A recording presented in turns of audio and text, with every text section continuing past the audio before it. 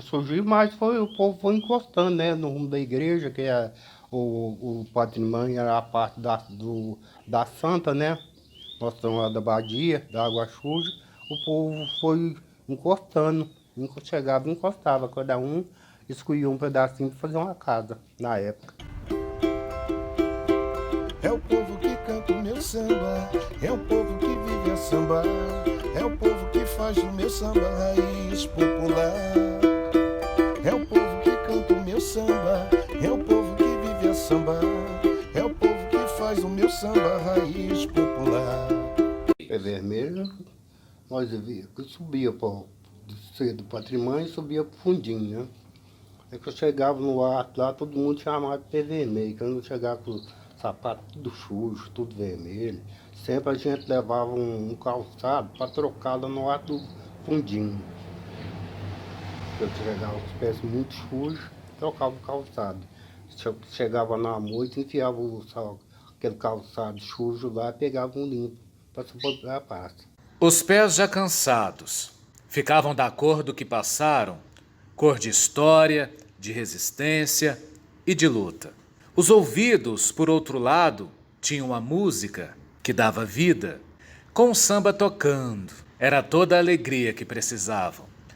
O terreirão do samba acabou sendo uma forma de resistência e, claro, de festejar também. Essa é a companhia próxima, que veio de São Paulo, né?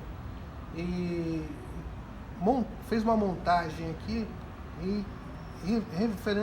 falando sobre o bairro Patrimônio, né? E convidou algumas pessoas do bairro, né, para assistir a peça. E a peça fala justamente do que está acontecendo no bairro, que é essa especulação imobiliária, né, que vem fazendo com que os moradores antigos saiam daqui e vá para bairros mais distantes. E aí eles invocaram, inclusive, as pessoas bem próximas do bairro, que é o Sr. Bolinho, o Sr. Nercinho, né? Lembrou o Charqueada.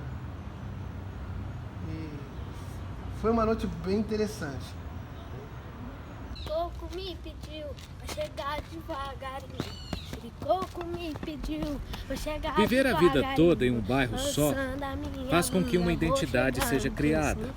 As brincadeiras, refletidas no lugar onde se vive, também são relíquias da época de criança e de vários moradores.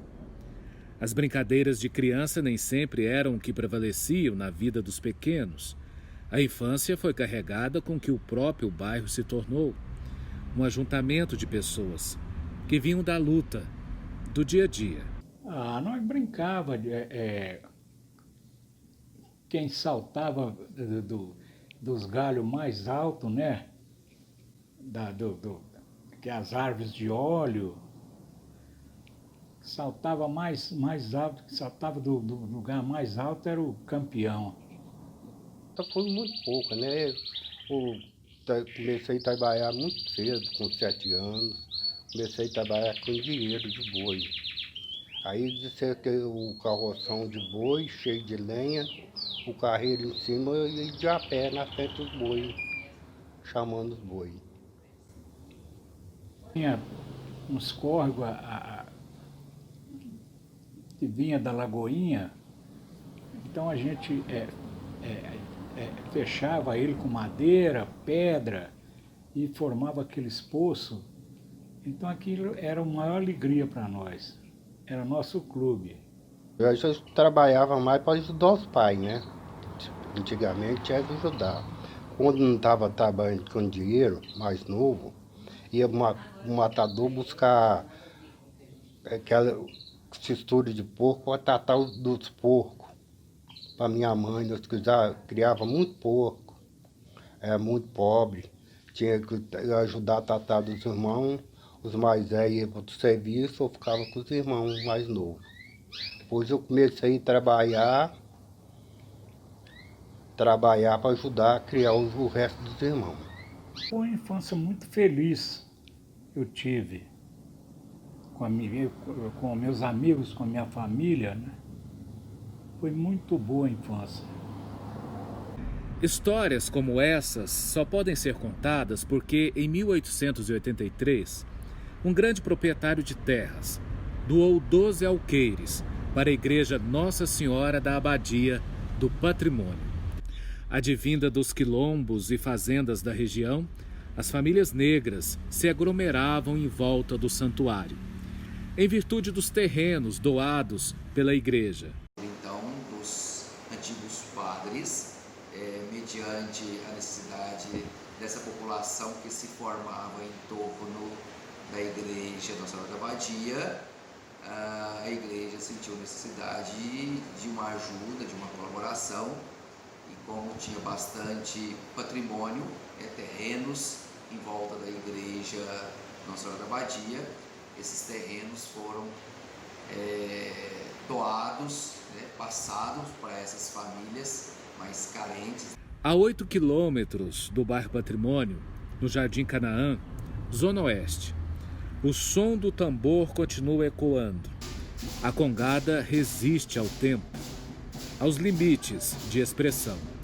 A falta de espaço que a tirou do local de origem, mas não conseguiu afetar a batida do coração. O terno Moçambique saiu do patrimônio porque nós não tínhamos mais espaço para nós fazer a festa. Então, tinha que alugar terreno, agora você não acha um terreno mais para alugar, e fazer a festa debaixo de chuva, aquilo ali, as crianças, não tinha um banheiro, não tinha nada para dormir. Então, nós saímos de lá por falta de espaço que nós perdeu, que nós, na época, não engariou um lugar igual aqui no Canaã. Aqui nós temos 1.500 metros quadrados, 4 terrenos, e aqui nós faz a festa, nós dormimos, tem tudo. Então é por isso que nós saímos. Não é só nós não, os ternos que saiu, era 4 ternos que tem lá dentro.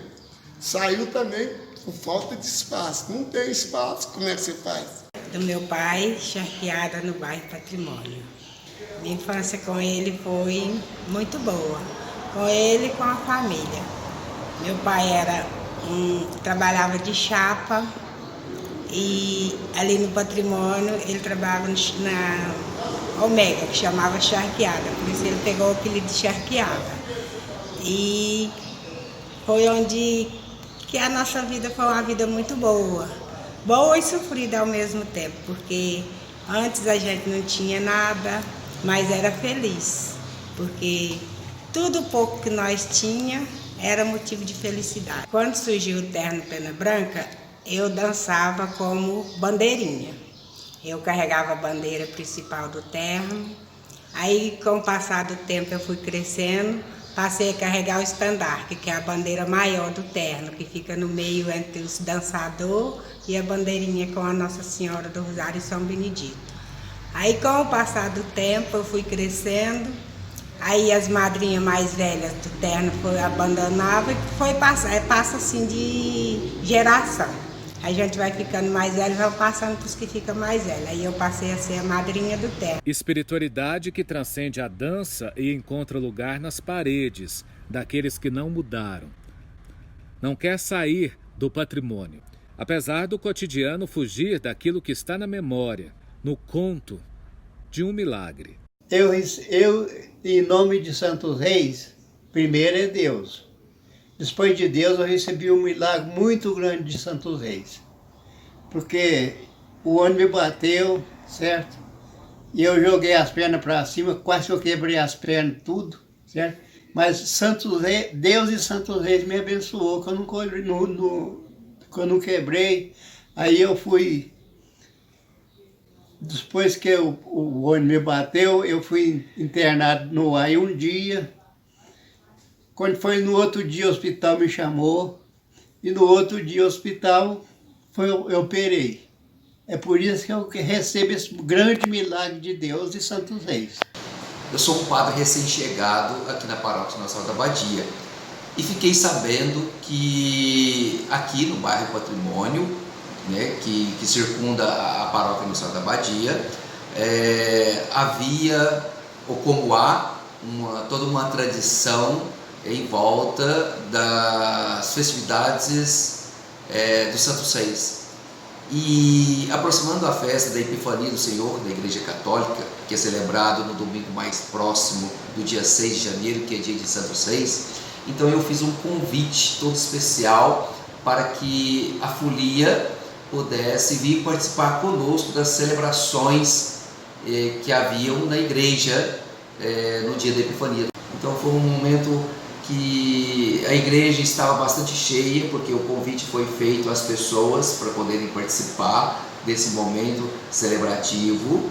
A igreja estava repleta, estava cheia, para poder presenciar aquilo que era oriundo deles. Então foi marcante e deu para perceber que a gente precisa investir mais nesse quesito do resgate das tradições. Antigamente, quando nasceu o bairro Patrimônio, era muito atrasado naquela época. Não tinha luz, nem água, nem saneamento básico, era tudo muito difícil. Mas era um tempo também muito feliz, que a gente era feliz e não sabia que era feliz. Porque as coisas eram tudo muito simples, aonde a gente podia deixar porta, portão aberto, que nada acontecia. E com o tempo foi passando, tudo foi modificando, foi crescendo, foi evoluindo e hoje chegou aonde está, né? Esse bairro populoso, só coberto por prédios. Uma paisagem silenciada. A musicalidade embrenhada na fé parece que mudou de endereço. Muros altos e gente sob os prédios compõem a nova arquitetura. Todavia, é em meio ao sentimento de mudanças que é possível encontrar resistências. O grito de liberdade existe, basta encontrar o cruzeiro, com 80 palmos de altura.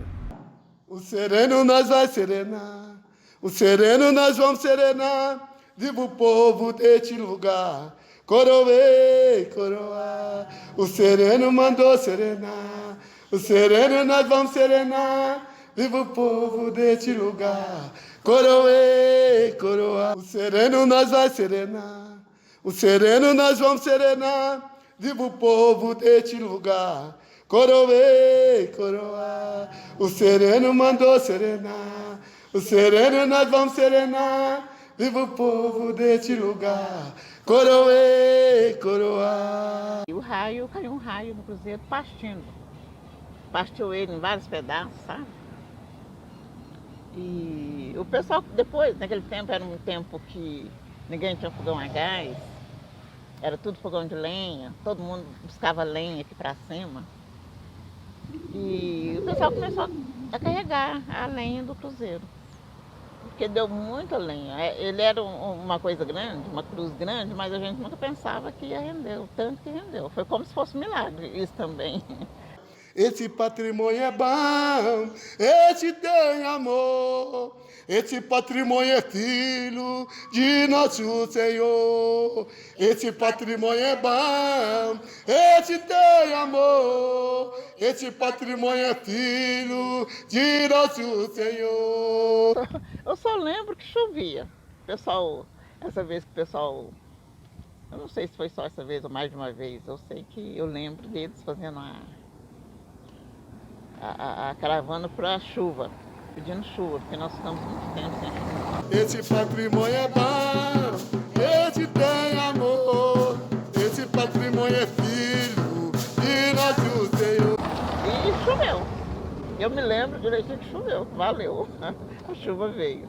Deu meia-noite, lá no céu parece um dia, sereno cai no rosário de Maria. A cultura do samba sempre esteve presente no bairro Patrimônio. A música continua correndo no sangue dos que ficaram. O Carnaval de Uberlândia está ligado ao bairro pelas mãos da Escola de Samba Tabajara. Identidade que o mestre Bolinho ajudou a criar, como no início de todas as coisas. A Escola de Samba Tabajara iniciou o desfile na Avenida Afonso Pena no ano de 56. Antes, 54, nós fazia aniversário de um amigo, de outro, então a gente pegava lata de tinta, frigideira em casa, colher, e começava a fazer batucada, né? Cantar os sambas enredos do Rio de Janeiro, escolhia o samba que mais tocava no rádio, né? Então nós começávamos a cantar. Mas em 56, nós formamos um bloco de 25 pessoas e fomos para as ruas, desfilar nas ruas, na Avenida Afonso Pena, Floriano Peixoto. Então, aqui como aqui não tinha escola, então o povo ficava louco, admirado com aquilo, né? O samba, para o povo do Patrimônio, vai muito além de música. É paixão, é vida, é cultura. Eu sem o samba, eu não sei viver. Eu acredito que o Terreirão do Samba é um espaço de resistência, porque além do samba, o congado também vem nessa casa, né? Está sempre ligado à memória das pessoas que aqui viviam e viveram por aqui, sabe? E outra coisa, é uma razão porque a especulação imobiliária está praticamente acabando com todo o que se existe de tradicional. Que aqui no bairro era a Folia de Reis, o congado e o próprio samba. O samba e a escola Tabajara são formas de manter o patrimônio resistindo, mesmo com a perda de identidade, no caminhar dos anos. Na contramão de tudo, o samba sempre vai fazer parte da geografia dos moradores, seja na memória ou na voz. É com certo pesar, né, que a gente tem que reconhecer que o desenvolvimento econômico e a busca pela valorização patrimonial, pelo lucro, pela especulação, ele não, infelizmente, não leva em consideração o patrimônio cultural.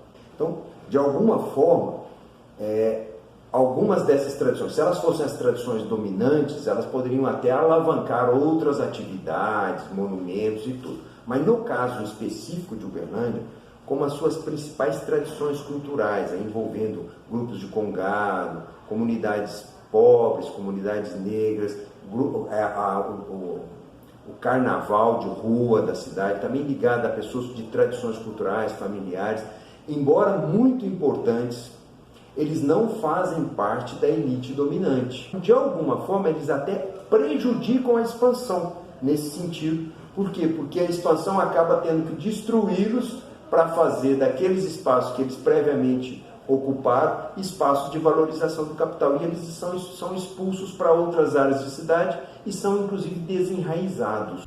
O local era afastado, com traços de vila operária. Emergiu da construção de casas para os trabalhadores do frigorífico Ômega em 1922. E somente alguns anos adiante é que o conjunto habitacional Patrimônio foi, de fato, edificado. E, ao mesmo tempo, a urbanização que estabelece uma relação de progresso, e um progresso, de certa forma, busca redefinir ou ocultar ou silenciar, de uma outra forma, o que se apresenta enquanto constituição de identidade do bairro Patrimônio. E aí você percebe que o processo de urbanização, em vez de você ter um reconhecimento sobre as diversidades culturais, o que você se defronta é com o apagamento dessas diversidades. Ou, na verdade, a expulsão dessas diversidades para outros espaços que não são considerados mais estratégicos do ponto de vista de uma ordem de relação de poder. O bairro perdeu características ao longo dos anos, sobre anos. Gente de alta renda escolheu o vilarejo da negritude como sítio residencial, enquanto famílias de baixa renda, a maioria negras, foram para mais longe, a nova periferia da cidade. E aí perceberam que para a ocupação das áreas do que se chama hoje de Zona Sul era importante passar por dentro do bairro né, para o patrimônio. Aí iniciou-se o processo, vamos ter que abrir avenidas ali, avenidas feitas totalmente irregular, com curvas, com passeio muito estreito, sem respeito às pessoas que moravam lá, até que aquilo vai valorizar, vai se transformar. Hoje, já quase que o bairro Patrimônio está todo desfigurado.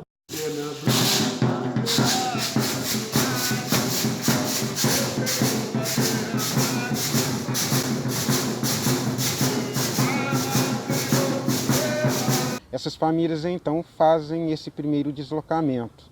O segundo deslocamento, o segundo êxodo, ele é mais forte, porque a pressão também imobiliária faz com que as pessoas mais velhas, quando morrem, acabam deixando como herança essas pequenas residências, esses terrenos que logo vendidos, repartidos entre os familiares, faz com que eles vão se deslocar. E nesse deslocamento também desloca-se um pouco da história, da cultura e da memória do bairro. O novo contraste visto na fotografia do bairro derruba memória e identidade. Antigamente elas existiam, mas agora, na medida que novas casas e prédios são erguidos, a população cresce ainda mais. 114 domicílios ganham mais de 10 salários mínimos. Realidade distante dos corpos negros, do passado e do presente.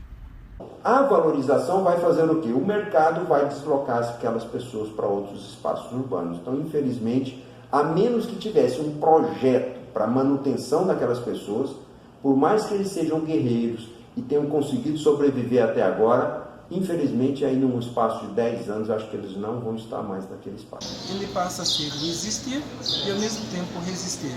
O existir porque eu tenho os laços que vão se criando. E o resistir porque quando me defronto, que de certa forma, esse seria o bairro se torna como um ponto nodal para um confronto a um racismo estabelecido em Uberlândia durante todo esse período. E aí, nesse momento, o espaço se torna, de certa forma, um espaço de resistência, um espaço de luta.